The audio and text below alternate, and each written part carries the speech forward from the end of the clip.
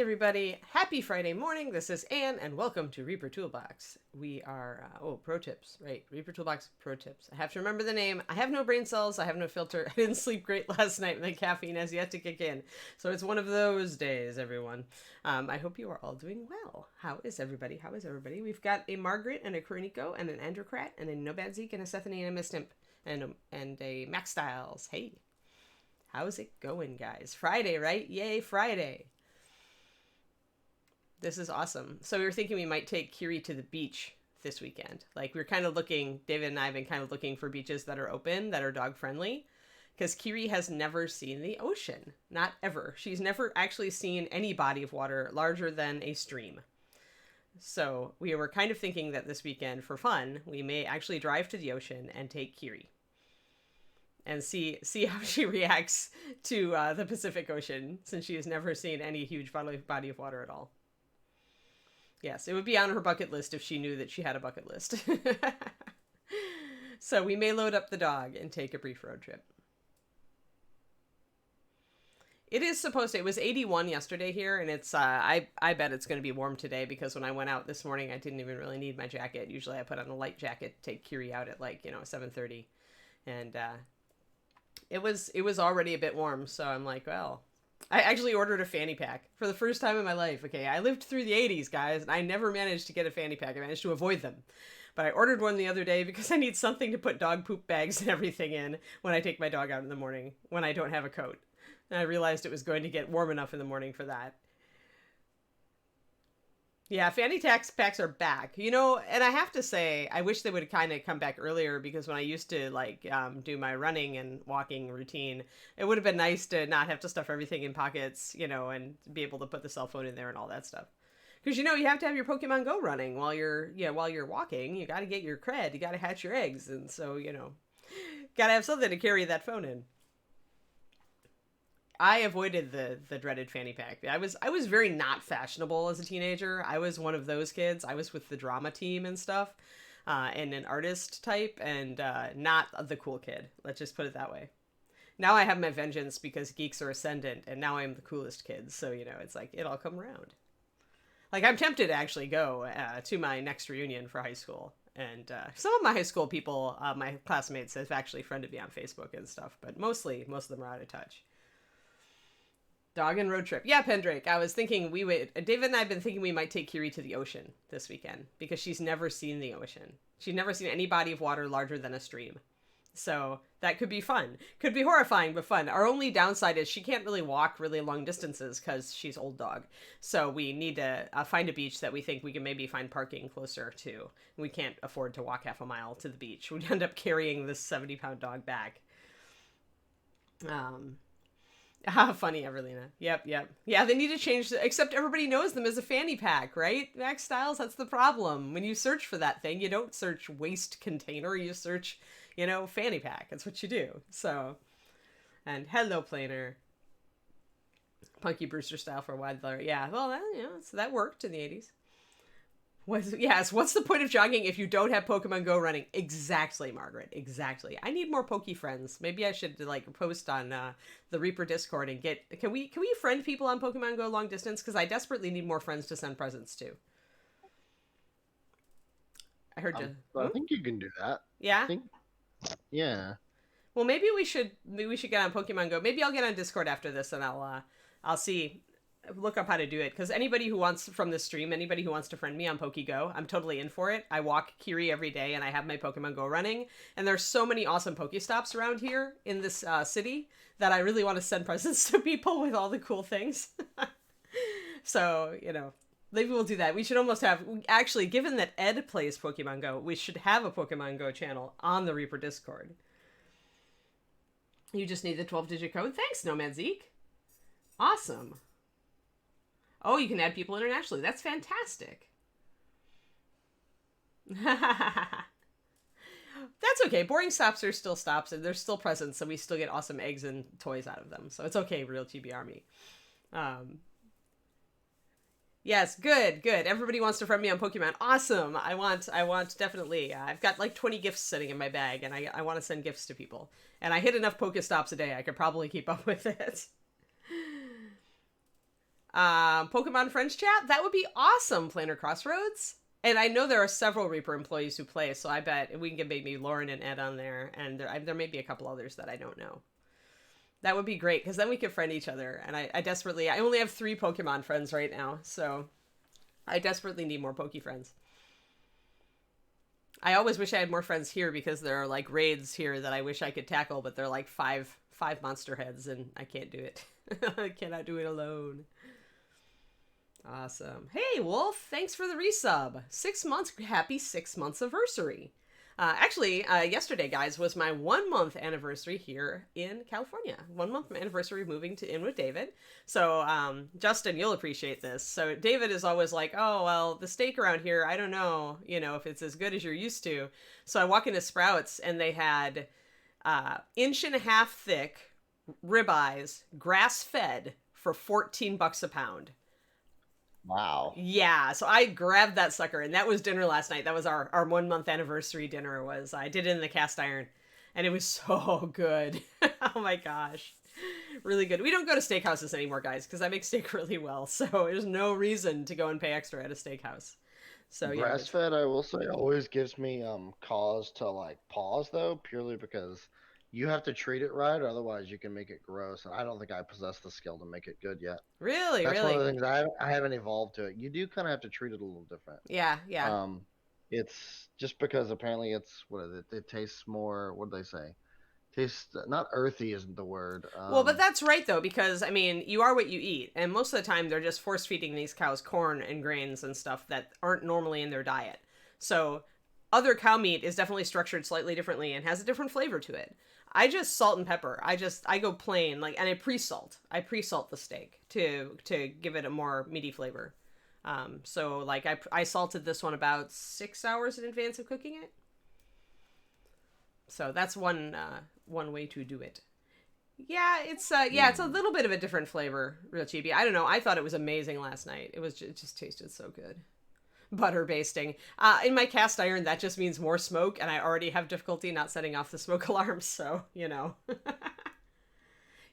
thanks, Planer. Guys, Planer made us a Pokemon Friends chat channel on the Discord. I'll get on there afterwards. I'll have to look up my 12-digit code, but I totally want to friend y'all. Yay. Can get gamey if the fat isn't handled right. I think that, I don't know, I did not encounter that with my grass-fed last night.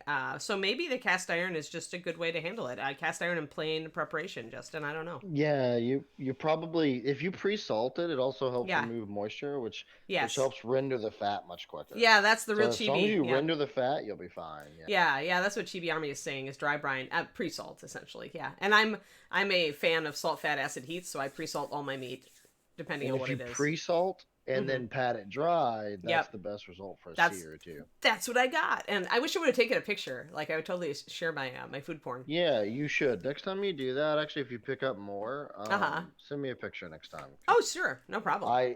Preparation of protein is a complete fascination for me, and it's something I just keep pursuing. So. Yes, absolutely. Yeah, steak perfection is worthy of pursuit. In fact, which could bring this back around, if Grazieri is in chat currently, which I don't know if he is, he was talking in the Discord about smoking a brisket last weekend for 20 hours, I think he said. Yeah, when you smoke, it's a long time. Yep. I wanna try that so bad, and I have not worked up the nerve. Well, you have to babysit it. You have to just set it up in the morning and just start drinking beer at noon, and just sit out in the backyard and babysit it, and maybe make some guacamole and chips. Just have it be a day in the backyard, Justin. That's the thing. All right. Oh, technical difficulties on the bot. Yeah, I'm a foodie who loves to cook too. Neural, thank you so much for the sub. You also have a 6 month anniversary. Congrats. Awesome. Yeah, new cooking show on Reaper Twitch. Should we do that? Oh my god, Reaper employees cook. That could be fun or horrifying. Oh, and who had the food catastrophe of cooking everything at 425? I have been there. Nomad Zeke, yeah. You really have to watch things, and I don't use any really low smoke point oils. Extra virgin olive oil is probably my lowest one. Otherwise, I use avocado for any, or I use rendered fat. So I have duck fat in my fridge, and I have bacon fat. And I use those. But otherwise, usually don't have too much of a problem. Both fun and horrifying. Yes. Yeah, I only have a gas grill here. That's all our apartment would allow, so I'm limited. But at least I have a grill. The steak is so good in the cast iron, and I've got it dialed in perfectly. So I told David last night that I don't think that we'll do ribeye on the grill like ever, because I've got it totally dialed in on the cast iron, and I don't want to ruin it. So yeah, and I like the butter basting that just comes easier with the cast iron too. Yeah, it does. Butter basting, I don't think I could do it without. Yeah, I can't imagine that on a grill. It could be kind of a little. But yeah, I need to cook out in the parking lot at ReaperCon. Like, let's do tailgate. ReaperCon tailgate. That could be fun. I bet there are laws against it, but that could be fun. Oh boy. Okay, well, let's actually get some questions here, you guys. I did want to bring up the fact that I didn't get a lot of questions for the AMA. So Justin and I were talking about maybe switching this up a little bit, and in the next 30 subs, we'll still do an AMA, like just come and chat and shoot questions at me and I'll answer them. But we also could start doing like after every 30 subs, do the AMA, but also do like a paint giveaway episode. So while we're doing the AMA or just answering questions or just chatting, we could also do several paint giveaways during the course of that show as a happy thank you for hitting the 30 subs. So we thought that would be a good idea, because it's really hard to do giveaways every day. But it's not as hard if we can focus it and say, okay, well, around 2 weeks, we'll do a bunch of paint giveaways, and then Justin could just deal with them all at once, and they don't have to like have the kind of that trickle down, kind of thing, everyday thing going. Let's see. Yeah, I suppose you could do the cast iron on the grill. I have seen that, Real Chibi Army. I could try that. I might be able, but the heat variance is what gets me with the grill. We could just talk about grilling for like the whole episode. Yeah, Dysphamist. And I would like to give away some triads that I mention a lot, but that people don't necessarily own, like the Kickstarter 4 ones with the runic glow and all that. There are some really good triads from Kickstarter stuff, but they don't show up on a paint rack ever, and a lot of people forget about them. So there's lots of things that I would like to give away. So, I can't make Drow Nipple Pink Jedi Jared because I'm in California, so I can no longer just go make a gallon of it. So any weird paint colors, I'm afraid, are going to be Sadie, not me. But yeah, all right, cool. Awesome. Well, let's go over. I'm going to be flipping around on my screen a bit, so I'm going to be looking at my computer a little bit. Let's see here. What do we got? Yeah, so Brian the Conqueror, I'll start with him, because last time we ended on the pearl, the old silks and satins. You can use Reaper Pearl White to make those guys, just in case you didn't know. But yeah, so that was the last one that we ended on the other day. So now we'll go to Brian the Conqueror's question, which is, can you confirm the color scheme used for the Lashana model, in particular highlighting skin tone compared to highlighting leather? So I think Lashana, she's the African mage, isn't she, Justin? Let me see. Yeah.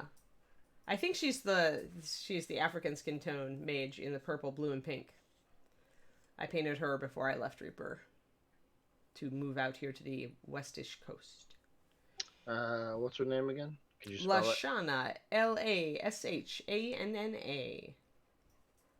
Kiri, settle down. I know David is back. David went to the store and came back. I may need to go and actually let her out of the room so that she can see him, but I'd like her to settle down. Come on, Kiri, settle. Kiri, settle. Come on, settle down. I don't want Kiri's butt to activate, so I'm like, come on, go settle down and sleep. You do not need to check on David.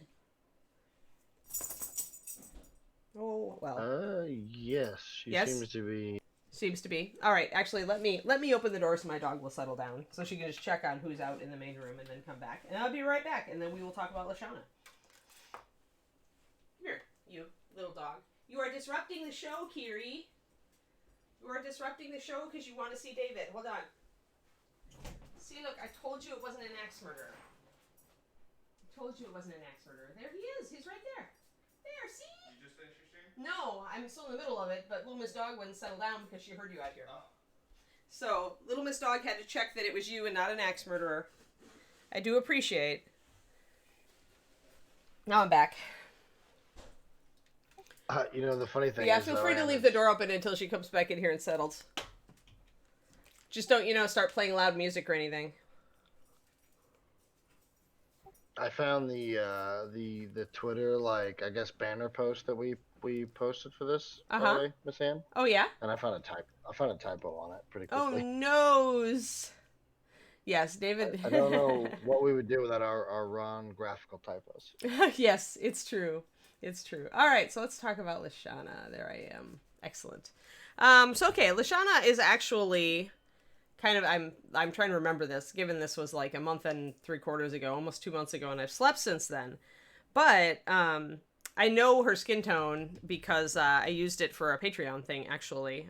For those of you who are on the Patreon, if you look back at the end of 2018 or the very beginning of 2019, I have Painting African Skin Tone on a Dark Sword Mage, and I use the same colors. It's a PDF, it's $2, so any of you on the Patreon can get it. And I'll show you guys, for those who aren't on the Patreon, I'll show you the colors I used. So let me get those out. Let me see, what have I got? There's one. Got my drawer full of paint here, of the paint that I use a lot. I know I've got the other one in here, but it might be hiding. It might be hiding. Oh no, Kiri, is it hiding? Kiri says it might be hiding. I might have to just, no, that's the wrong one. I hate it when I'm looking for a really dark color and I've got black in here and I totally mistake it for that color. Well, we'll just rock with this. I mean, I think I've got it somewhere around here, but I've got to have it, but it might be in my other box. So, the Bones skin tones. There we go. The Bones skin tones are what I used for Lashana's skin. Oh no, we have a raid! And Samurai Jack just dropped us a huge sub bomb. Oh my god! Oh, CNOT. And CNOT with 205. Man, all right, well now I need to really talk about, I have to be interesting, right?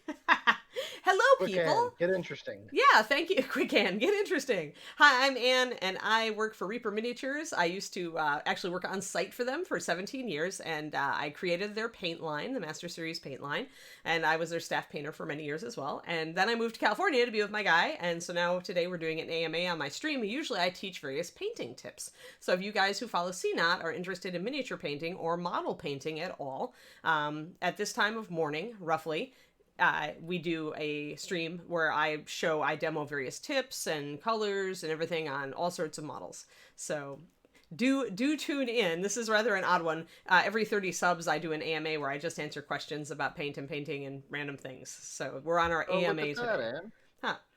CNOT just tried your paint for the first Oh, time today. sweet! Yay! I'm so happy. See how that makes me so happy. And CNOT said that they love the paint so far. Is there any other type of feedback or like I guess things that you want to talk about there, Cbot, with the Yeah, like if you have any questions, CNOT, like if you're like, why the heck did you do this, or do you have this color? I'm here. It's an AMA. Shoot. But I'm so glad you liked it, because yeah, I mean, it's my life's work, right? I did it for 17 years. I spent at Reaper, and 15 of them was developing the paint line and trying to make it a good paint line, the best that I could do. So, and I'm one of the only paint lines, actually. Master Series is one of the only paint lines on the planet that's developed by a mini painter for mini painters. The only other one right now would probably be the P3 Privateer Press line was developed by Mike McVeigh, who is a very good painter before he was a sculptor. Yay. Yeah, I have it, Valandar. We're going to get to it.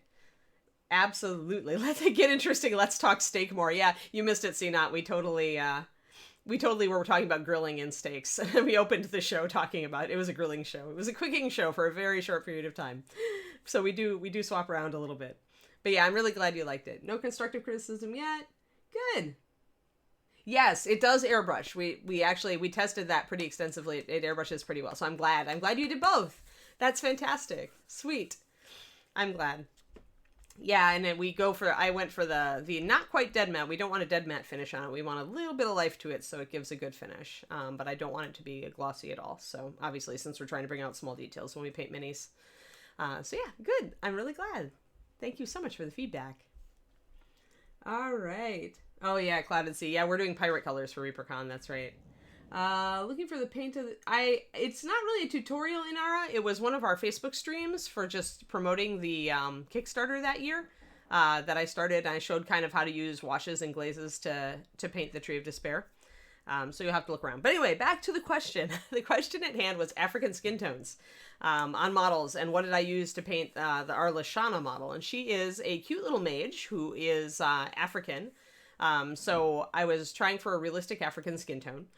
It could be hard to do, but the line that I think I nailed it in was the Bones paint line. So 9440 ebony flesh and 9441 is it gonna focus? Ruddy flesh. These two colors are your go-tos for African skin. If you want a lighter, kind of the golden colored African skin, start with your base of 9441 ruddy flesh. And then if you want the very blue-black, very dark ebony kind of skin, then ebony flesh is your go-to. It's 9440. So start with that. And then you can highlight with this a bit, but leave a lot of your dark, essentially, if you want a very dark skin tone. But those two colors are what I painted Lashana with. I may also have used my interim color that I like to use, which actually I talk about it. I just did a PDF for my Patreon on dark elf skin. It's almost ready and it'll go up soon this weekend. But in there I talk also about just natural dark skin tones, because some people like to paint their dark elves with more of a natural and less of a supernatural skin tone. So if you want a triad for African skin, you can use ebony flesh and then Mwangi brown, which I think is 895. I want to say 29 maybe in the Pathfinder line. Maybe it's 3 something. I don't remember. Might be 89535. But Mwangi brown is the dark skin tone in the Pathfinder paint range. And it makes a really good kind of in-between color between ebony flesh and this ruddy flesh. So if you use those as a triad, they work pretty well. So that's what Lashana's skin tone is. And as far as highlighting skin versus leather, when you are highlighting, honestly, at a 28 millimeter scale, there isn't a whole lot of difference. You're just highlighting. When you get up to higher, and I already put back Mr. Grumpy. I have an example for you guys. Obviously, I showed him the other day, Mr. Grumpy. He was a good example for fur, but he also shows the differences that you would do leather on. And the big thing is that faces are living, right? And most of the creases on them are going to be kind of isolated for movement, right? But leather being unliving and usually being forced into a particular shape, like a belt, or a breastplate or something like that. Leather is going to crack according to how you're stretching it or using it. And whereas skin is just going to crease. It's not going to have those cracks in it. So that's a big difference there. And you can kind of do a little bit of that when you're working with maybe giants. I did actually a pro tips on this. Back when I was doing Fire Giant, it would have been right at the beginning of the Pro Tips series. So if you look, I do battered leather on a Fire Giant shoulder pad. And that shows you kind of the different textured strokes and cracking strokes that I would use on that, which you would never use on skin. Let's see here.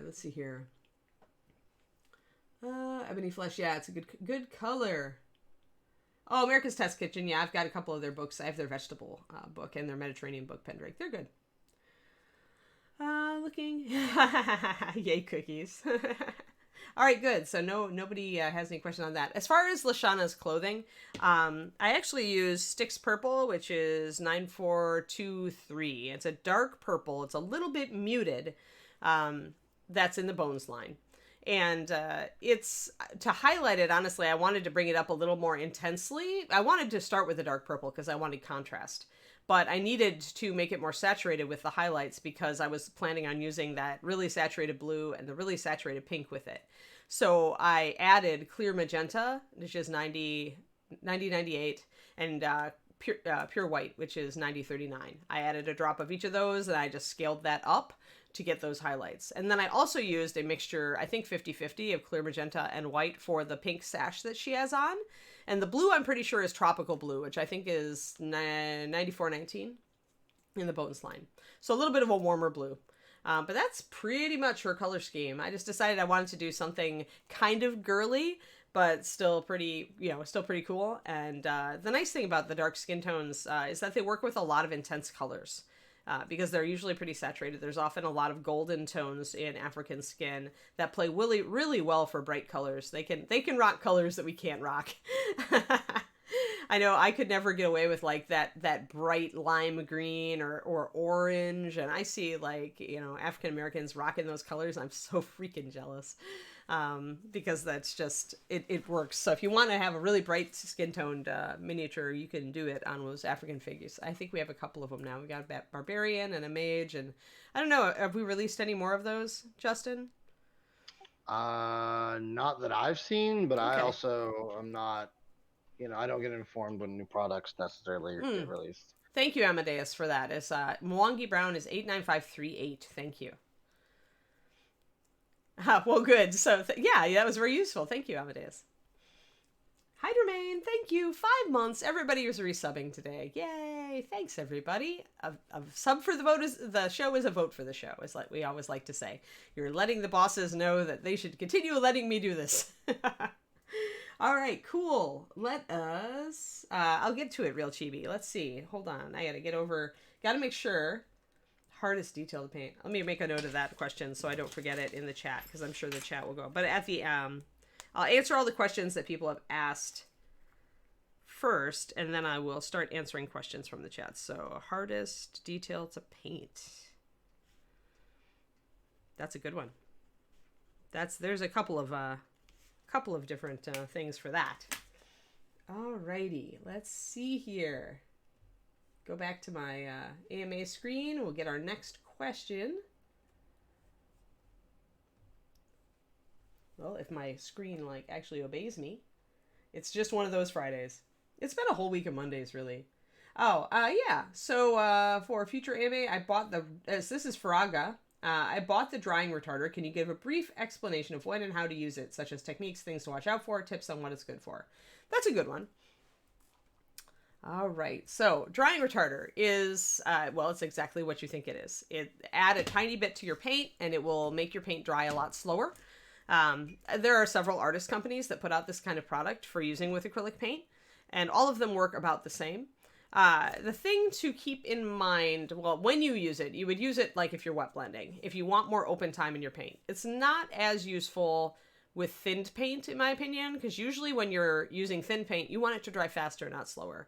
But if you're trying to wet blend two thick colors together, it can give you a little more time to get the blend. I personally just don't find it all that necessary, but I'm quite fast at this point with the brush strokes on wet blending. So your mileage may vary. It may be the best thing in the world for you. I would say there's 2 warnings that you need to know. Well, three things to know about using drying retarder. 1, use extremely little. Do not use very much at all, because this is the other 2 points. 1, it will hurt your adhesion. The paint will not stick to the model as well if you use a lot of drying retarder. That's why you want to use only a tiny bit. And I'm talking about putting a brush, like a drop in your palette and just swiping your brush through it and putting your brush into your paint. Like that little. And then the other thing it will do is it will cause the shinies. And this is true among every drying retarder I have yet to try, tried. So you do want to watch out with retarder. You shouldn't use it unless you need it. It's not something to introduce to your paint all the time, unless you live in an extremely arid climate. If you live in an extremely arid climate and you're using, say, a well palette instead of a wet palette, then I would say you could put just like a brush full of it into your wells with your paint mixes, just to keep your paint from drying so darn fast. Because even with my well palette in a very arid climate, the paint will noticeably dry faster. So if you're in Arizona, Santa Fe, or Nevada, or any place with a really arid climate. Yes, glycerin is what most drying retarders are made of, Valendar. They're humectants, and usually you want one that's non-toxic. So glycerin is what most companies, some modified form of glycerin is what most companies use.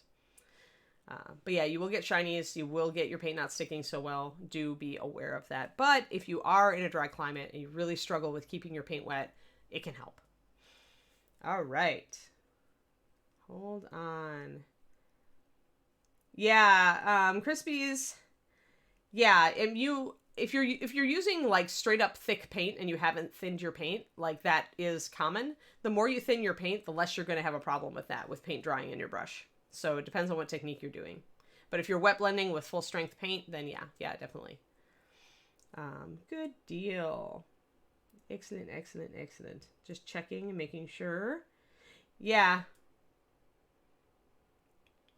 Yeah, exactly. And I'm pretty humid out here in the in the South Bay as well, although not as humid as San Francisco. But yeah, it's a little bit. I was surprised that it was a little more humid than where I was in Texas, actually. Alrighty, let's see here. All right, how would you paint newly cut wood versus the aged or well-handled wood usually seen? From ArrowWiz. All right, that's a good question. And actually, we have an answer that actually came out in the Kickstarter, and it's Heartwood Brown. Heartwood Brown is a very intense tan color that I created to actually mimic freshly cut wood. It should look just like it, and you should be able to highlight it by mixing in any tan color. Like you could use, I think, tanned leather, like 9031 would be a good one to use with it. You could also use buckskin pale, which would be 9075, which is a paler ochre. You could use the NMM Gold Highlight, which is 9303, which I really like, which is a yellowish color. Any golden or yellowish color could be used to highlight heartwood. And if you don't have a lot of white in that color, like 9031 doesn't have a lot of white in it, you could add some white as well when you mix a drop of that into your heartwood brown. But heartwood, I mean, freshly cut wood is much more orange. It's much more intensely colored. And then over time, the wood fades and goes to gray. So what I usually use for older wood is I'll use driftwood brown mixed with ruddy brown usually, if I need to do something like that, and even mix gray into it as a final step, like misty gray or even rainy gray. It depends on how light I want it to go and how old the wood is. But old wood really does go really gray with just a hint of brown. You could even use the stone colors triad for really old wood, like weathered stone, shadowed stone, and stone gray. Maybe add in a tiny bit of driftwood to each of those colors. Driftwood brown is 9162, and it's a really, do I have it? I have it around here because I was using it the other day, but I tried to put away my paints so that I wouldn't, there we go, driftwood. Driftwood is kind of that color, and that works really well mixed in with the stone triad if you're going to do like an old gray fence or something like that. That's really weathered. Let's see here. Just going to try to keep up with all the questions. Yeah, buckskin pale and washed with brown wash works pretty well, Grant. Exactly. Yeah, and golden blonde will work. Yep. Yeah, so really what it comes down to, and this always comes down to, like, whenever you're trying to reproduce something that's in the actual world, look up a photo reference online. You can almost certainly find photo references for almost any kind of wood you want freshly cut. And if you look up weathered wood or old wood, you're probably going to find a lot of awesome and exciting photo references for that stuff as well. And then just try to paint what you see. I mean, but in general, old wood's going to be a lot grayer. Yeah, I grew up by the Great Lakes, Nomad Zeke. That was me in Wisconsin when I was a kid. Alrighty. Let me see. What do we got? I'm scrolling down to get to later questions. Some people have asked things that they're too big for me to cover right now. Like M. Groening wants to know any chance you can add how to paint bone. So let me make a note of that, because we can totally do a painting bone. I'll have to find something fun to paint bone. Steal one of David's models that has a big piece of bone on it. Let's see if he's actually watching. I bet he is. You know, David, like that giant that you totally gave up on. That one. I'll just kind of like borrow it and use it for a bone demo. Because it's big. And it actually is a really cool model. But yeah, skeletal monsters. Yeah. That's for sure. Okay, painting bone. And I will ask David permission. Because he started painting this really awesome kind of frost giant thing, bust. And it has a huge piece of bone on it just for as ornamentation. The blue one. The blue one that you didn't like the back of the head, I think. And it's got this, doesn't have a big skull on the front of it or on its side. Yeah, I can use that? Oh, that. Yeah, I can use that. He doesn't like it at all. Is it over in the case? Can I grab it? Is it in this room? Somewhere I can pick it up and show people? Yes, it is. All right. Well, maybe I'll go scamper over there. So hold on, guys. I'm going to go and try to find this bust. It's actually pretty cool. Who's it from, David? Like which company? Do you remember? Let me move my stuff off this plate here. I will go and grab it. One moment. I will return. I swear. Let's see here. Oh, there it is. Yeah, it's huge. Oh, it's massive.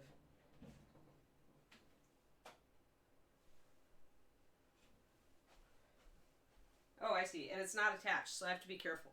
He neglected to mention that. But it wiggled, and so I saw it. All right, I'm going to put on mini cam so you guys can see this monstrosity.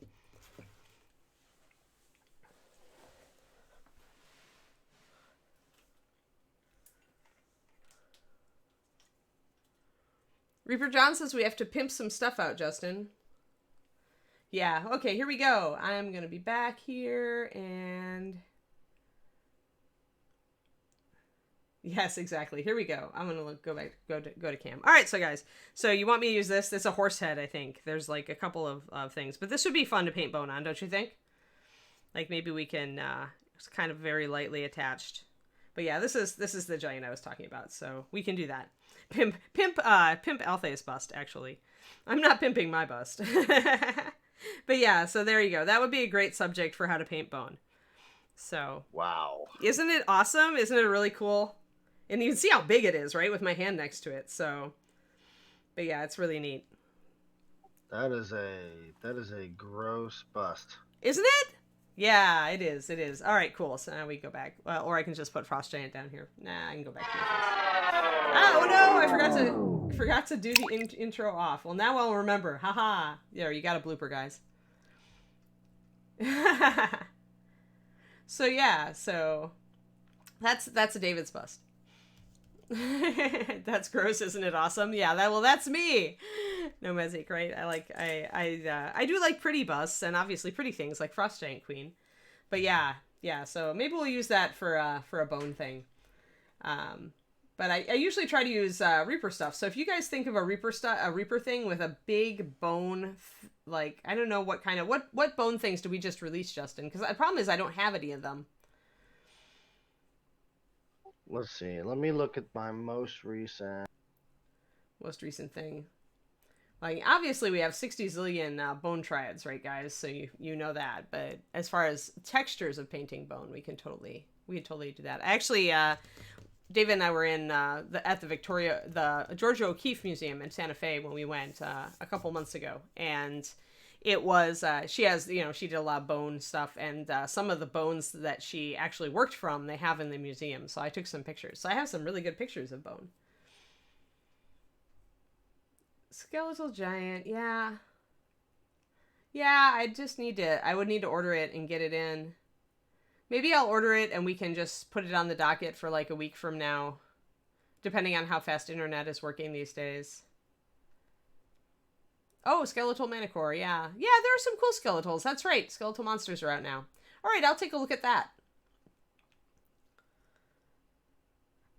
Yeah, 7-7. I don't know. Colossal Skeleton. I don't think I want that much bone. I'd have to chop him up for parts afterwards.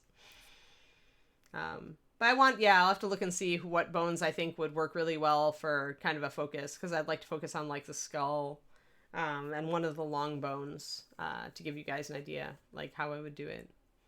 So yeah, all right. So my last email, and it's probably not super up to date. Yeah. Was from basically the end of March for bones that we released. I don't know if that's the last time. So unless Ron didn't send me the follow-up emails, I guess for newer ones, I have a list here of the stuff. Oh, okay. I'll copy and paste it in chat, assuming there's not a character limit. All right, cool. That might be easier than just announcing all of it.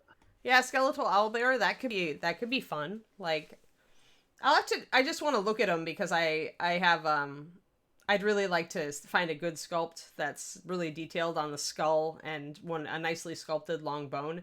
Because sometimes it's easy to just toss a skeleton together, and other times the bones are sculpted really realistically. So I'd like to find some more realistic bones to work on, just because that's what I like. Big skull. I'll write down these numbers. Thank you, wonderful boyfriend, for writing down some numbers here. And the rest of you who are tossing out suggestions. All right. Yeah, Calidrax is older. Let's do some of the newer stuff. And he's like metal. I used to have a Calidrax. Oh, there we go. As their SKU and their price, actually. Those are living statues, fungal giant, giant rhino beetle. I don't see any skeletons in there. Or were you answering a question that I missed? There's a skeletal archer, but that's a metal mini, not a bones mini. Oh, okay. Yeah, just do bones as to add to bases. Yeah, real chibi, that would work. Of course, you can always cut up a skeleton. That's what I tend to do. Oh, it's like corgis are barking their heads off. They want a bone, Miss Imp? Aw. Yeah, Kiri is asleep, so that's a good thing, actually. She has her bone, though. Alrighty, let's look at our next question. So yeah, I can do a bone thing. I will look up skeletal monsters and see which ones I think are really cool. Let me make a note. I'll have homework after the stream, other than going to, the Discord and, looking up all of you as Pokemon Go friends. All right. That's the other thing we were talking about earlier. All right. Wasn't there a skeletal dragon in Bones 4? I don't remember. Alrighty. So we'll do bone, and I will put that on the list of things to show you. Guillotine has a painting question. Any tips for painting dried blood on white fur? Yeah, you're gonna need to use a really dark red for that, Guillotine. I think probably the reds, honestly, the reds that I created to kind of be that, like clotted red and, oh gosh, this is the Carnage Red Triad. So 9133, 9134, and 9135. And I think it's clotted red, and what's the other one? Like dried, no. I don't remember what the shadow color is named. Man, I'm losing it. I'm losing brain cells, guys. But 9133 and 9134. I can always remember the numbers. Those colors, you want a really dark brownish red. And if you want, you can kind of leave some slightly lighter red areas for doing that. But really, blood does go very brown when it's dried completely. So you kind of want to get it more like clotting blood, probably.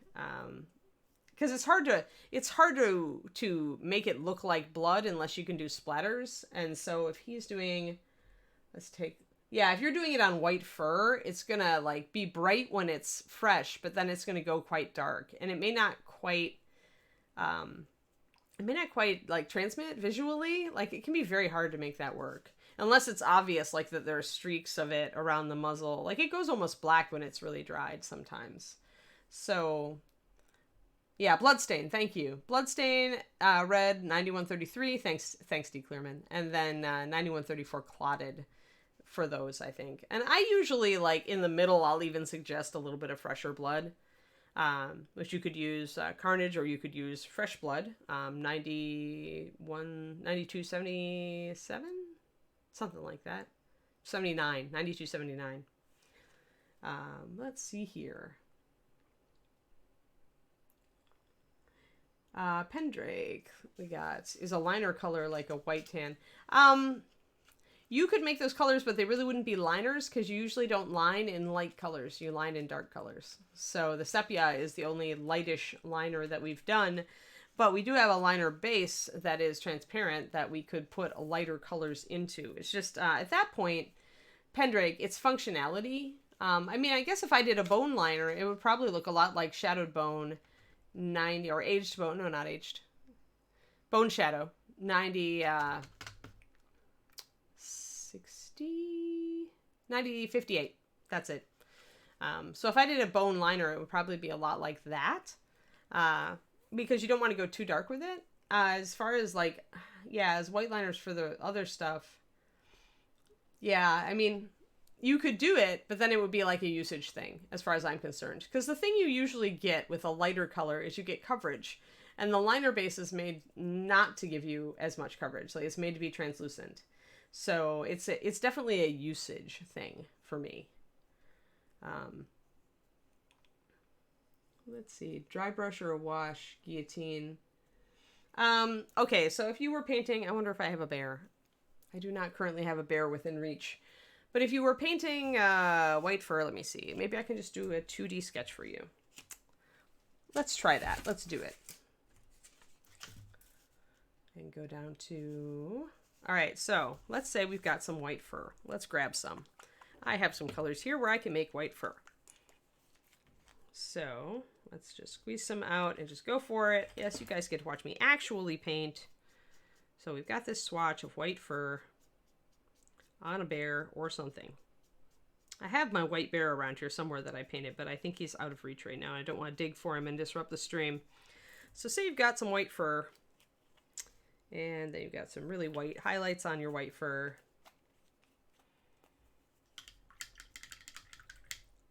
Boom. And you're just going to highlight your white fur so that your tuft of fur looks brighter. All right, so if I'm going to do bloodstains on something like this, I'm probably going to do kind of like a trickle effect. So let me see if I've got a dark red that'll suit here. Well, dragon could work. It is really hard.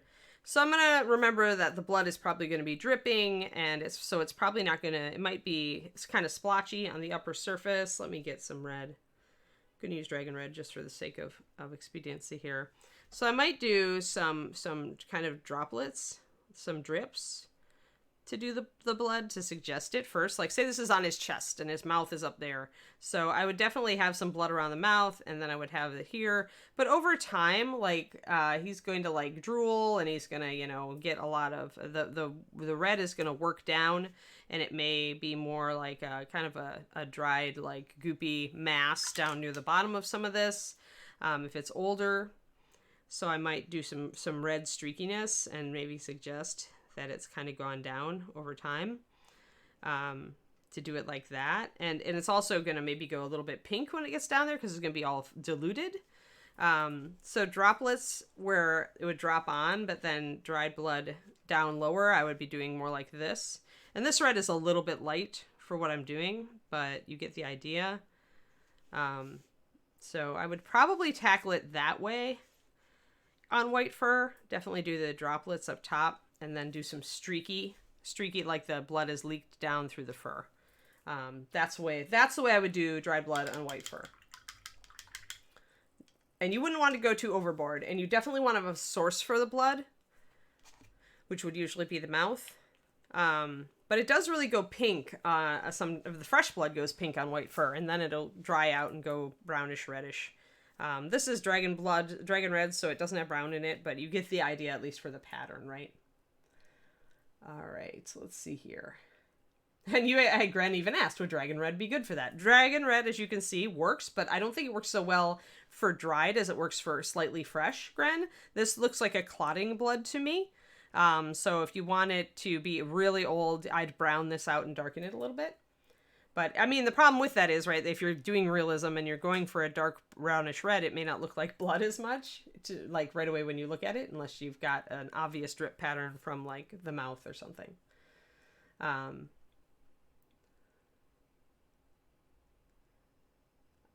Base coat primers for plastic things. I see. So you're more interested in the actual properties of the paint, and that's why you want it as a primer. Got it, Pendrake. Well, that makes more sense.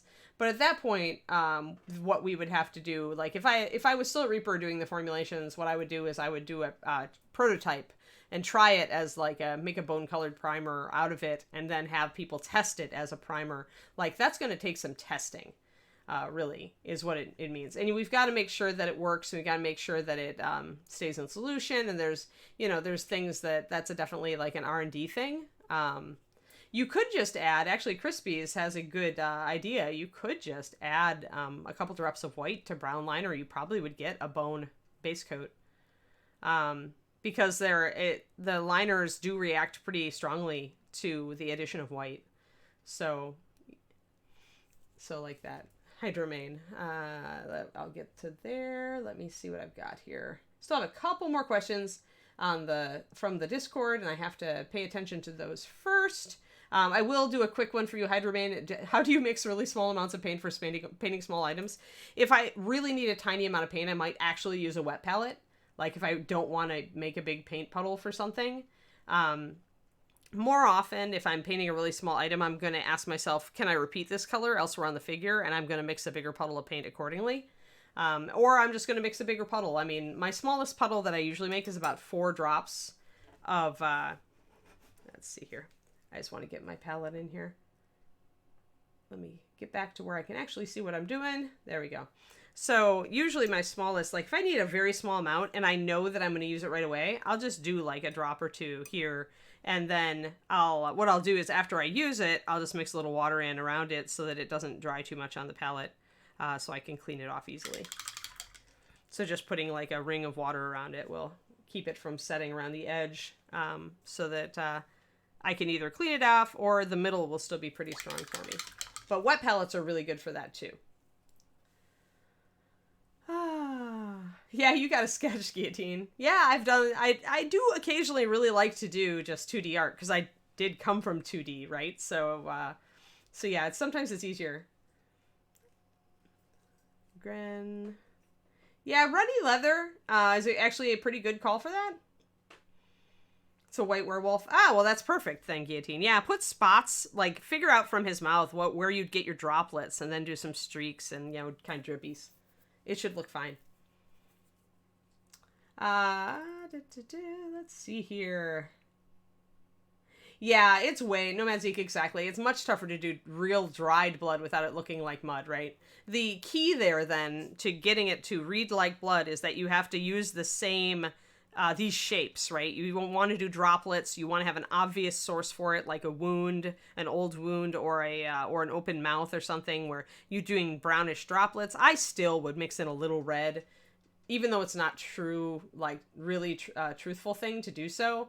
I would mix in a little bit of red.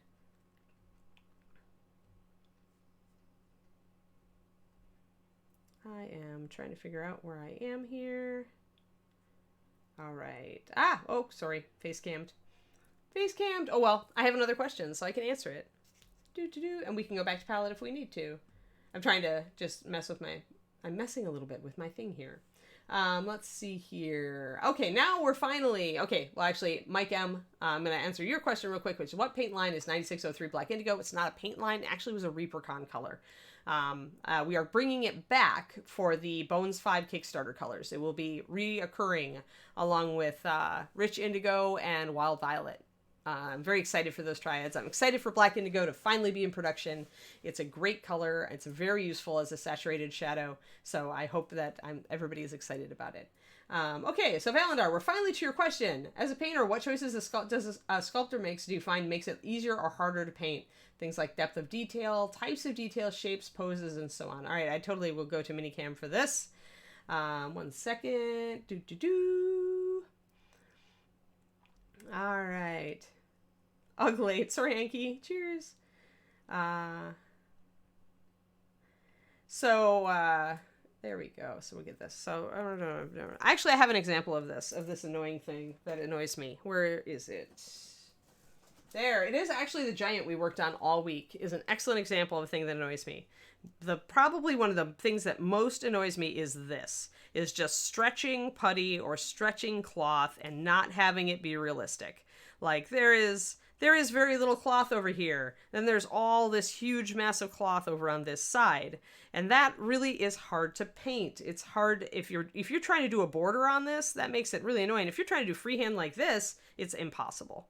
Like making it look right and just it really bothers me when sculptors do that long long trailing cloak edge like it's blowing in the wind, but then it doesn't make any sense on this side, and trying to do any kind of freehand or pattern on it, that makes it just harder. So really that is one of my number one annoyances.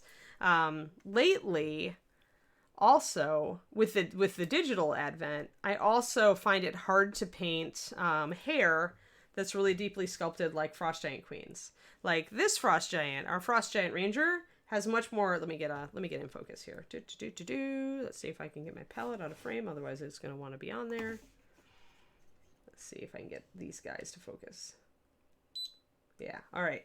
So she's got a lot more subtly sculpted hair. The lines are much thinner. You can see how chunky they are up on, how stylized they are on Frost Giant Queen. And this I don't enjoy painting. I find it hard to paint this hair. because I want to do strands on it, but these hair is almost in edges, like it's almost in like triangles, and that's really hard to make look right. And so what I'm probably going to end up doing is taking green stuff and filling in that texture a bit before I paint her hair, because I want a more realistic hair, a less stylized hair. Now, if you're a new painter, this type of hair can actually be easier for you, because it makes it much easier to hit like different parts of it, right? So this can be a good practice piece for hair, to learn where to put your highlights and shadows. But when I want to realistically paint hair, this is actually a much harder hair for me. So those are two things that sculptors do sometimes that makes it harder for me. So that is an example. Otherwise, I don't really have any pet peeves. I'm actually happy for the most part with the deeper detail that the digital sculpts have brought to things. Yeah, if you're looking to make it easier for new painters and also make it, workable for people like me. Yeah, somewhere in between the two. Not quite as deep as the Frost Giant. But DDH rocks. It's really when you're trying to do freehand. Do you get annoyed when sculptors sculpt things that should be freehand? Well, there's an awful plan about that, Alfie. That is actually an intentional thing. I remember actually Ed explaining this early on in my tenure at Reaper, because when I came on, I was like, why are all the sculptors doing this? I would much rather do freehand on it. But you and I, and people who want to do a ton of freehand, are a very small section of the population of painters. So Ed always found that the majority of people who are picking up our figures for D&D, which was the majority of our audience when I joined Reaper, those people would much rather have a texture that they could put a wash on or dry brush over. So that is working as intended, sadly. But do I get annoyed at it? Yeah, sometimes. I mean, these days, honestly, I vote with my dollars or my credits or my whatevers. I'm more likely to pick up a model that gives me more room for freehand, and less likely to pick up a model that covers everything with texture. So, let's see here. Let's see. Shield fronts, I don't so much mind if there's awesome detail. If there's an awesome detailed design, but more like, let's see. Like this vest, maybe having all those stitches in it. I don't know. I know what Alfie is talking about. And, like sometimes like a cloak will have sculpted detail on the back, for example, and it won't look quite right. I mean, it makes it easier for everybody. So yeah. Yeah, it depends on your audience, right? And Reaper's audience really is a lot of D&D and gamers, and they want something that's easier to paint. They don't want to have to do freehand. A lot of them just don't even know how to do freehand. So we enable the majority of the audience is what it comes down to, and that's just good business. So Ed is very good at good business. There's a Zambies. There's a wild Zambies appeared there. Yes, a wild Zambies did appear. Hello, Zambies. Yeah, exactly. You paint to put figures on the game table, so you don't want to have to necessarily worry about freehand. And so, yeah, absolutely. But yeah, as far as me, I'll just vote with my dollars. I just won't buy something that's all clogged with detail unless I think the details are really well sculpted and really interesting, and I would enjoy painting it. Which does happen. It does happen. Let's see here. Let's see. I think we're down to very last questions. Somebody asked Otter Mama wanted to know how to paint black hair. Boy, that's a subject for an entire stream right there. So we're going to do black hair. I could do a sketch for it, I suppose, if we have a little bit of time at the end. So I'll put that on my list of things. Let's see, black hair. Black hair is the toughest hair to paint, for sure. But it's also, like, there's a simple solution, but making it look good is the hard part, I think. Let's see here. Man, I see that a bunch of you came in with new questions today. All right, so I've got D. Clearman, and you've mentioned that you pared down your paint collection for the move. What colors made the cut, and what colors are readily accessible? And how did I decide what colors to keep?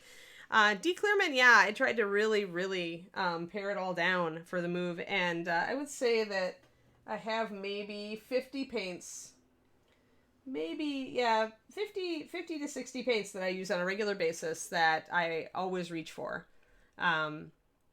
And I would say that of those, the Clear Brights are always available. Actually, they are always sitting right over my shoulder here. Like, I keep my bag of Clear Brights, like, right here. I always have them near me because I am always reaching for them. So, by Clear Brights, I mean, not only, hold on here. Not only am I talking about things like clear red and clear green, clear blue, and clear magenta, but I'm also talking about things that are just general utility colors that are close to clears, which is, for example, let's give you guys a good example. Sunrise Orange is very close. If you do not have clear orange, Sunrise Orange will act generally as a clear. It is a nice medium range orange. And it's quite, it has a little bit of translucency to it, and it's quite saturated. So I keep that one in my bag of Clear Brights. Let's give you the finger marks here. Wooden spoon emote. It's a big wooden spoon. I like that, Astley. Yes. I suppose it would be kind of hard to use a mallet as a spoon, but... so I have all my Clear Brights. Then I have colors that I just reach for a lot to... just because of their general utility or because I like them a lot. So, like, things like Ashen Blue and Surf Aqua. I use Surf Aqua a ton to highlight blues, and Ashen Blue is my one go-to blue-gray that I always keep around because it's so easy to tune. I can take it lighter or darker or more saturated or desaturated with the addition of, like, a single other color. So, like, those made the cut. The skin tones that I use the most, plus a couple of pinks that I like, made the cut. Pinks being utilized to shift those skin tones. So the skin tones that made the cut, just for fun, are going to be Bright Skin 9233, Youthful Flesh 9445, Rosy Skin 9068, Bright Skin Shadow 9232, and wherever I put my Tan Skin. Tan Skin 9044 is the most versatile color we make as far as skin tones go, for just a general neutral skin tone. So of all the skin tones, and I also will add Ruddy Flesh and Ebony Flesh onto there because I do want my African skin tones at hand. Let me focus so you guys can see these. There. Awesome. Yeah, we were going to do a ReaperCon paint set, but now we're debating the form of that, I think, Max Styles. I didn't hear much recently on it. Yeah, clear, like Surf Aqua is really an amazing color. But yes, so for skin tones, these are the ones I consider the most useful. And then you also add in the African skin tones, this one and wherever I stuffed my Ebony Flesh. My Ebony Flesh is around here and I'll probably find it immediately after the stream because that's how it works, right? Like, it's probably in plain sight too. Like, it's probably sitting here staring at me going, well, Dudette, like, I'm right here. So where'd you put me? But it's around. I know it's around. And if it's not around, I know how to mix it from scratch. But yeah, so the reason I keep so many skin tones, and I don't just mix my skin tones all the time, by the way, is just that, like, these are the colors I would try to mix most often. Like, I would want a rosy skin tone. I would want a bright skin shadow. You know, and these are kind of fine-tuned, so it's just easier for me to keep the bottle around and just use it. I know what's in it. I know what it's going to do. So instead of hand mixing my skin tones, now I do start here and then often add colors to change them, right? Like I very often will add a touch of red and a bit of white to tan skin to take it a little warmer and lighter and use that as a base coat. But tan skin is great in that you can just add almost anything to it. You can tune it, add a little ruddy leather or russet brown to it, and you can get a good darker skin tone, and add white to it, and it highlights up to a great fair skin tone, or any off-white for that matter. You can add a little red to it if you wanted a more sunburned or weathered skin tone. I mean, it's such a versatile color. It really, really is. And then if I want a more saturated skin tone, I've got these guys, the orangier skin tones to work off of. You can always drop a little bit of a dark brown in if you want to mute them. This one is just a very unusual orangey, fairer skin tone that I like a lot. And you can, if you mix these two, you get a really good skin tone. So yeah, I try to keep a high utility skin tones next to me. Like I don't really need fair skin because I can just add white to any of these to take it up to a similar to fair skin color. So that kind of thing. So these are my midtones in general. And then I will add or subtract or brighten or darken as I go. Although this one, Bright Skin Shadow, usually is more of a like I'm adding it to other skin tones to warm them up often, but it varies. So, and then pinks that I keep around, I really love the Milani Rose color from Pathfinder. It's just a beautiful, delicate pink, so I like to add that in here sometimes if I want to go more like of a blushy color. I love Runic Glow because it's like just a speed highlighter for purple, and it can also be good mixed into skin tones if you want to create a blush color. So that's another great one. Other stuff that I keep, like my basic reds, Dragon Red, Heraldic Red are my two reds that go to, and then Clear Magenta. I keep my oranges, my Bones oranges, because they're closest to clears. So we've got not only Sunrise Orange, but also Volcanic Orange if I need a highly saturated dark orange with good coverage. My yellows are Lantern Yellow, Candlelight, NMM Gold Highlight, 9303. And I've got, of course, Clear Yellow if I need a greener one. I keep very few greens around because I tend to mix my greens, but I've got the awesome Pathfinder greens. You guys, I just did a PDF at the end of last month, beginning of this month for the Patreon on Pathfinder's weird greens. I did it on Medusa and Hogard and Bogard and stuff.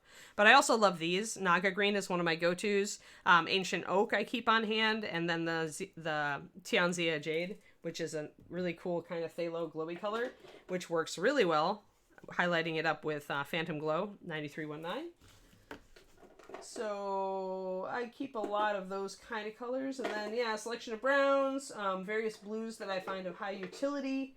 A good dark vibrant blue is Ezran Blue from Pathfinder. I keep that. I keep Cyan Blue if I want a warm vibrant blue to start from, and my cool blue to start from is Ultramarine Blue.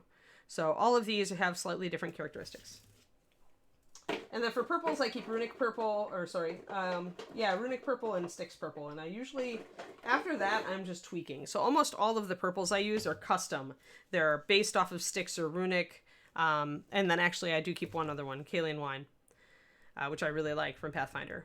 And that's a really pretty color to paint with, you guys. If you haven't looked at Kaelian Wine, I'm doing a paint along on my Patreon with it, and it's a very pretty purple reddish color, as you can see on the back of this Dark Sword guy. So that's kind of it. So, and the reasons, and then of course my neutrals. So like my creamy and stained ivory, my chestnut gold. And you might notice something about all of these colors that I'm showing you that are the colors that I keep very close at hand and don't hide away in a box. And that would be that they're all saturated. They're all, none of them are extremely muted, with maybe the exception of Driftwood Brown. And a couple, I keep a couple of grays in here just to easily mute some stuff. But you will notice that I keep everything very bright. And the reason is that those are your high utility colors. It's easy to drop a drop of gray or black or dark brown or something into a color and mute it. But you can never take a muted color and make it more bright. So the only muted colors that I keep on hand are going to be really interesting ones, like the Pathfinder greens, like Medusa Green, which I just, like I said, just did a PDF on for the Patreon. And then colors like that really inspire me. That they would be really hard to mix because they have so many colors in them. And so it's just easier to have them in a bottle. And Medusa Green is one of those. Yeah, so Pathfinder, definitely look at Pathfinder line. I'm going to be featuring that a little bit more on the Patreon. As you can see from just me showing you, I have several of the colors. I like to use them. They have some really unique colors. I've mentioned Amadeus Red and Urgathoa Red are two of my favorite dark reds these days. So definitely experiment.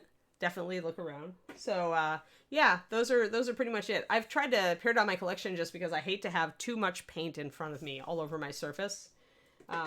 And so I have my little caddy here at my right hand, and it's got a nice drawer in it that fits about 70 or 80 paints, in a thin enough layer that I can kind of just look through them and find things relatively easily. So all my paints live in that drawer, except for the stuff that I just need for specialty requests or specific projects. And when I do pull a paint out for a specific project, I usually make a small Ziploc bag, and I keep those paints in the bag so that I know that this model, this is its bag. Right now I had the paint spinner caddy, JWG, and that was the one that I'd kind of settled on. But when I set up my new office space, all caddies just take up so much room, and I would much rather have this room so that I could spread out some things and, have some space to keep my models that I'm working on so I can keep an eye on them. I'd rather not take up space with paint storage. Since I have such a memory for all of the paints in the Reaper line, I don't feel the need to have them like right in front of me. I'm never like needing to look through my paint spinner, wondering which green I need. I know what green I need, so I just reach down and grab it. So it's a little bit of a chaotic organization.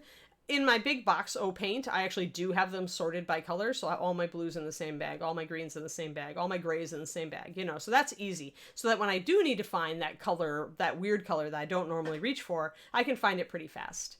But those I keep out of sight and out of mind, and I don't really want them clogging up my area.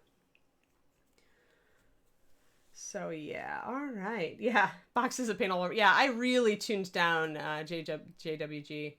I tuned my collection a lot. Yeah, well, kind of one way to do that, D. Clearman, is honestly just to keep a little spreadsheet. Every time you use a paint, you know, write its name on your spreadsheet or on your piece of paper or whatever you're using, depending on if you like analog or digital, and put a hashtag down every time you use it or choose it for a project. And after a few months, take a look at that list. Make sure that you paint a variety of things during those months, and maybe discount some of the colors that are very project specific. Unless you really love that color. Like ask yourself, you know, do I really love this color and could I use it for other things? Or am I just like using it on this one project, right? And then you can either include or exclude that color. I mean, I actually tune my drawer pretty frequently. Like even since I just moved in a month ago, there are paints that I've taken out and then there are paints that have gone in. Just as I'm like, darn it, I'm looking for this color again. So obviously it needs to be in the drawer. Or I'll look down and I'll be like, oh, Mint Green and Surf Aqua are pretty close to Phantom Glow. And maybe I probably don't need all three because I'm probably always going to reach for Phantom Glow or Mint Green. Not both, right? So it's just I'm trying to be efficient about what I keep around my workspace. Because I find that when I get a cluttered workspace, it really hurts my creativity.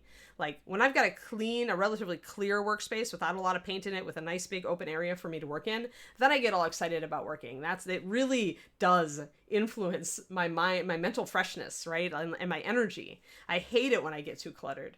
It's really gotten to that. So that when I designed my desk after the move, I'm aiming to keep a lot of clutter out of it. I'm trying to keep very small amounts of things on it. Let's see, JWG. Oh, we're trying to move away from some of the European paint lines. Yeah, I have a few Vallejo paints, and actually what I really like, JWG, if I had to choose any paint other than Reaper, like if Reaper like was hit by an asteroid tomorrow and I was not going to be able to have MSP paint for a while, I like the Scale 75 artist tubes, actually. I almost feel ashamed because I made fun of them when they were, I'm like, tube paint? Who wants tube paint? But I have to admit, I really like the tube paint, so if I had to find a substitute for MSP, the finish is very similar. You do have to thin them more, obviously, because they're tube paint.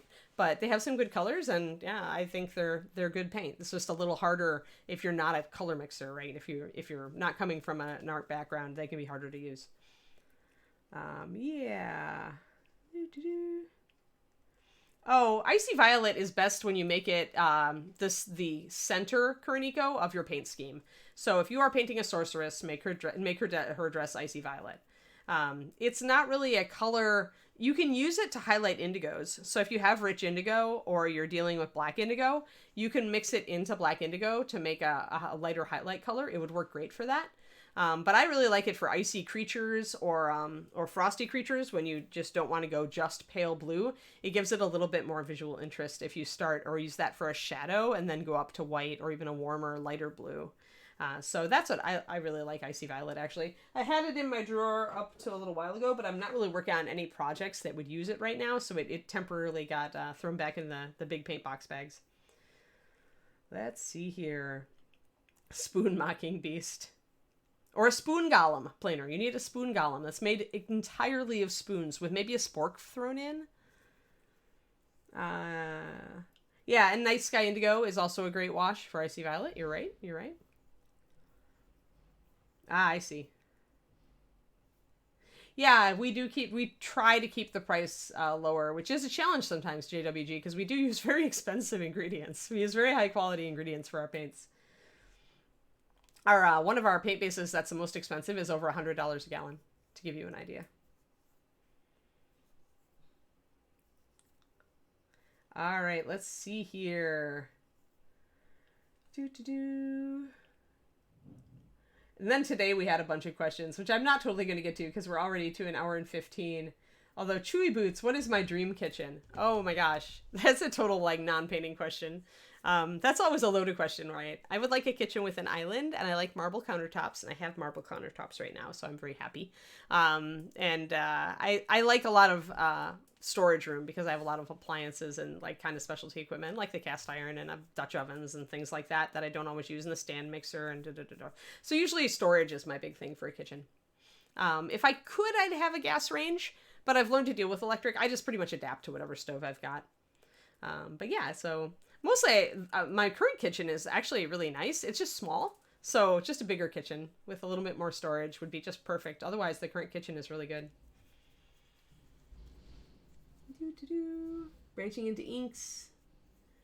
Yeah, I mean, inks are what they are, right? And most inks these days are actually just washes, just formulated in a slightly different way. They're not dyes like they used to be. Yes, my AMA is not just painting related. Exactly. So, but yeah, I mean, I'm a pretty laid back person, so I'm not except for my painting area. Like the rest of the house, I just have a general aesthetic. I like it to be clear and have lots of wide open space and like not a lot of clutter, which is, I guess, a lot like my painting desk. But yeah, so the only way I would change my current kitchen was to make it a little bit bigger. If we could just make it like a few feet wider with a little bit more storage space, it would be perfect. Oh, thank you, JWG. I'm glad you like our paint. Obviously, it was my life's work at Reaper. I spent 15 years developing it, so I'm really pleased whenever anybody comes in and says they like the paint. Yeah, excellent storage. Well, and I have gotten better at storage, and I still feel like I have too many miniatures. Declearman, though, I haven't totally exhausted my space, right? As long as there's still room, which is good because something just shipped from Europe that I was waiting on. So, oops, I failed. Where would you recommend looking for painting feedback? Are there different venues depending on skill level? Honestly, Zero, I would just make friends in the Reaper community and find people who are kind of at your level. If you have a local painting club, once things are back to normal or normal-ish, let me see, I've got hands on cam. I may as well go to face cam for this one. All right, so if you have a local painting group, I know here in the Bay Area, we've got one. At Reaper, we had Paint Club. But if you make friends who are like around your painting level and who have similar goals, that's really what you want. Is you want to find a friend who's around your level and has similar goals. So even somebody you meet on the Reaper forums or Reaper Facebook or even the Reaper Discord, especially the Reaper Discord, probably, right? And that's what you even could put the word out probably on the Reaper Discord as, hey, I'm looking for a feedback buddy. And that can be really good. If you're looking for more advanced feedback, then you can look at some of the pros like myself who have like email coaching levels, which actually I'm about to open up one. A level for just that. So if you have the cash and you have the time and and you want a really high level person to help you get better, many of the pros on their Patreons have an email coaching level where you can send them an in-depth email with photos like once a month or twice a month or whatever. And then they will spend time writing you a long reply with like photos or adjusted photos and visual references. And that can help you a lot too. So it depends on your goals, right?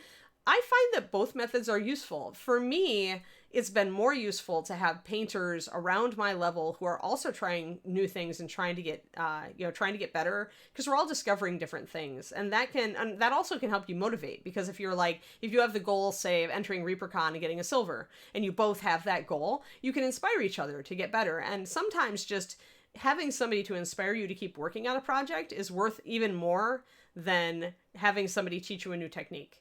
Because you're going to be still discovering things and getting better as you're working, and really completing projects is the way that you get better, I think. So I hope that answered that. Let's see here. I am looking to see if I missed anything. Oh, DDH Rocks, you have to rebuy all your paints. Huh. Well, just pick up a few. Try, if you're interested in the Reaper line DDH Rocks, pick up our starter set. It's only 11 colors, so it's really easy on the budget. And there are like 11 colors that I really like and think are useful. So the starter set is a really good buy. Learn to paint kits are too if you feel you need the instruction. If you don't feel the instruction is necessary, then I would start with starter set and go awry from there. But it's always easier when you start a core. Start with a small core. Get used to the paint, and then kind of slowly add to it. And then it's easy to budget at that point. You just buy a couple colors every other week or whatever. Thank you for the Discord link, Planer. That's our Discord, guys. Get on the Discord, make painter friends, and see if you can find somebody to get good with. You know, it's like to inspire each other and keep motivated, or share news of your latest projects. Discord is great in that you can also have private chat where you can share images of what you're working on. So make some friends. It's all good. That's what Discord is really good for that. Let's see. You've got to find a group of gods. Well, you know, Rings, the other thing that you can do, and obviously some of us who don't have Patreons or whatever, but might be open to coaching on a very informal level, you can always ask. Like when you're at ReaperCon, if you take a class with somebody, you can ask if they are open to giving private lessons. Even if they're not, they might be willing to do it for you. Like, you know, toss them $10 and they'll spend a few hours helping you, you know, on specific things. I mean, always ask. The worst you can get is a no. But most of us really like to teach what we've learned. So, you know, that's, and doing it remotely over email or over like a video that we can do for you long distance is easier to fit into our schedule sometimes. So yeah, just work with somebody, just ask. Let's see here. Oh, good point from D. Clearman. DDH Rocks, buying $40 of paint a month is an easy way to hit the Reaper promo threshold to get free mini. Yeah, good point.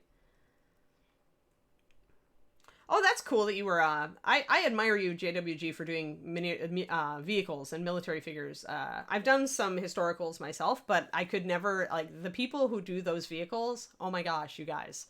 I've never really attempted it. I kind of, I've thought about it numerous times, but I'm just so impressed with the realism and the level of detail. You guys do some great work in that. So yeah, but fantasy minis are a fun break, right? Now you can move, like often if I'm kind of sick of painting fantasy, I'll grab a historical figure and work on it instead, because it just helps break me out of a little bit out of the fantasy rut. And so then I get refreshed. So if I'm kind of feeling I'm in the paint doldrums, I'll do that. I'll switch genre. I find that's really effective to keep painting fresh. All right. Yeah, Everlina, it's inspiring to be around other artists, right? That's the great thing about our digital culture, is you can be around other artists digitally all the time. Let's see here. Whew, now we're getting a ton of questions, but I have to wrap it in 8 minutes. So let me look at the Ann AMA. Remember, you can go to the Discord, go into Ann AMA, which is, you have to scroll down. It's like in the third grouping of, it's Fun Time Stream Time. It's in that section on the Discord. So you have to scroll down almost to the bottom to find it, but put these questions, if I don't get to them, put these questions in the AMA thing so that we can answer them next time. I've got some notes on some of them, but I haven't written down everybody. So definitely put them in there so that we can get to it. And remember, we'll probably also like do a fun giveaway next time we do an AMA, and we do that every 30 subs. So let's see here.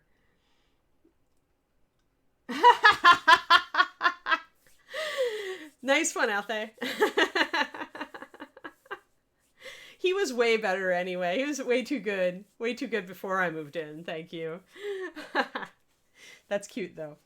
But yeah, Zio, I really would recommend like just finding some people to coach you. And you don't even, it's not even a big investment if you just find somebody who's willing to do 1 or 2 lessons, and just if you've got something you want to learn and it's very specific, just look for a painter that's really good at that, and try to see if they're open to giving you just 1 or 2 lessons, and, ask them if they would charge, or, what you would want to do, and try to figure it out. I mean, it's better if it's targeted. Sometimes I think if you get just too much general knowledge at once, it can be overwhelming. But if you're really working hard on your hair or something, or your skin, and you find a really good painter who's really good at those things, maybe they give you a couple of lessons, and that would really be effective, because then you get some really targeted learning.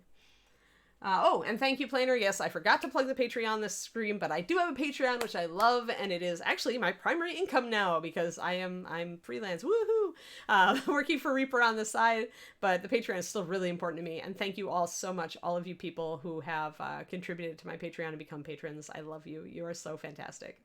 I'm really excited about my content this month. I'm excited to do this Dark Elf thing. I've got a bust all primed to do a Dark Elf, bust tutorial along with it. So the $2 PDF is going to be a good value this month. That's all I can say. All right. I think I should probably wrap up things very shortly. Just let me take a quick look to see if there's any really fast questions I can. Stephanie asks, what are my current glaze and wash recipes? Washes are really easy. It's 4 drops of brush on sealer, 2 drops of water, and 1 drop of paint, and then kind of test it and tune it accordingly. If you want it to be more transparent, then add more sealer. If you want it to be darker, add more paint. If you think it's a little bit goopy, add just a tiny more bit of water. Just don't go too far in the water because you can break the paint that way. Glazes, I start around 1:1 for dark colors, and I go to like 2:1 water to paint. Maybe even 3:1 for, I think I actually did go to like 2.5:1 for pure white. So the lighter the color, the more water you're going to use. There is no single recipe. Okay, let's see here. And one last one, Stephanie, is there a list of the secret and not so secret clear brights? If you are on my Patreon, I did a clear brights thing where I did list them all. I think it's a $5 color workshop earlier last year. I don't think I've ever listed them otherwise because a lot of them are out of print, so I don't want to advertise them on Reaper like in print because, you know, you can't get them. So, but actually a bunch of them are coming for Kickstarter 5 because the yellow oxide yellow, oxide brown, and oxide red are all similar to canceled colors that were secret clear brights. Okay, and I think we're going to call it there. And let me look at chat. I'm way behind. Planar Crossroads, yes, Alphaeus David, if he did not see your thing. Oh, yeah. And, yeah, Planar linked to my Patreon in the chat. It is patreon.com/paintingbig. I'm trying to catch up. Oh, my gosh, I'm so far behind. It doesn't even want to scroll. I'm that far behind. Yes. The nice thing about the Patreon is that I can do PDFs. So you guys get both written and video information, which is really nice to reinforce everything. Yeah, Scott Edward, thank you. You're welcome. Oh, good. Thanks, Hero Monkey. I'm glad our learner paint kits were really good for you. Rhonda did a great job on those. Miss Anna, I have to AFK for just a second. Okay, when you get back, we'll call it. So I'll answer a little more questions because Justin had to run to the ladies' room or men's room or something. Or he got distracted by Ed or Collins or John or somebody.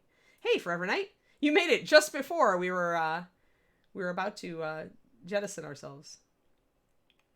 Grid build. Oh, wow. That sounds really interesting, JWG. Helicopters got to be super interesting to paint.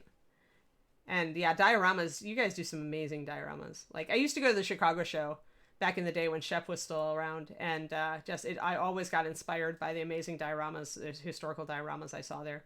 That's the scratch building and the conversion. It's just wonderful. Oh, let's see.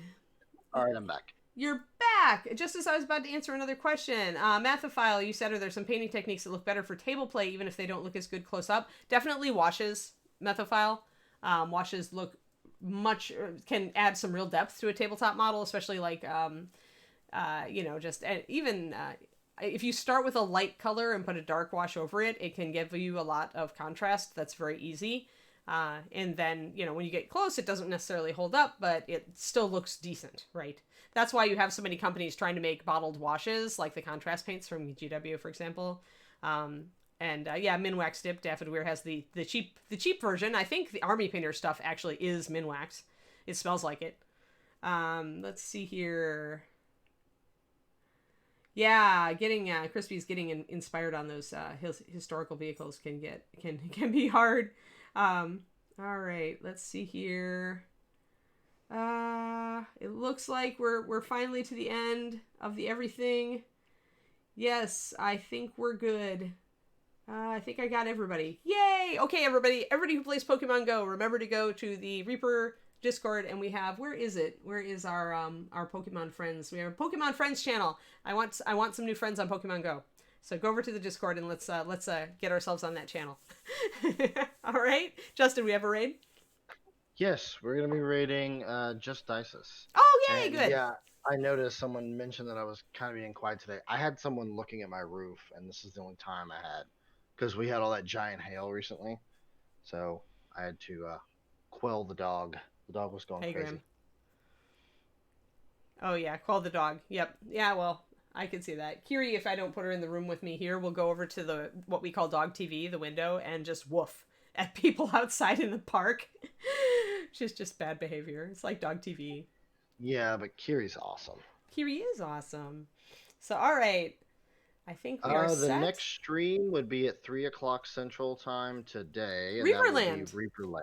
Yes. Correct. Yes, and I've heard a rumor there may be a giveaway on Reaperland today. Are we thinking maybe? Yes, there should be. There should Unless be. that We're changes. not sure. We're not sure, but there may be. All right. Great. All It right, was thank you super fun guys. today, Yeah. guys. Thanks. Have a great weekend, and I will see you again Monday. Spread the Reaper love. Keep Yes, being spread the love. awesome. And Definitely. tell Dices we said hi, guys. We'll see you guys later.